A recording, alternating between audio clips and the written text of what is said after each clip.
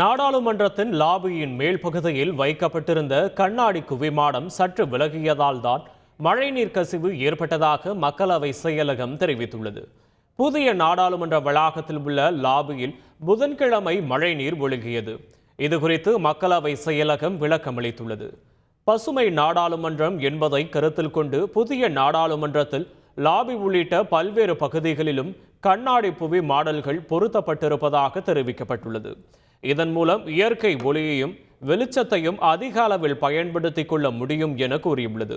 புதன்கிழமை இரவு நாடாளுமன்றத்தின் லாபியின் மேல் பகுதியில் கண்ணாடி குவி மாடத்தை பொருத்துவதற்காக வைக்கப்பட்டிருந்த பசை போன்ற பொருள் லேசாக இடம்பெயர்ந்ததால் லேசான நீர்க்கசிவு ஏற்பட்டதாக விளக்கம் அளிக்கப்பட்டுள்ளது. இருப்பினும் உரிய நேரத்தில் கண்டுபிடிக்கப்பட்டு சரி செய்யப்பட்டதாகவும் அதன் பின்னர் கசிவு காணப்படவில்லை என்றும் தெரிவித்துள்ளது.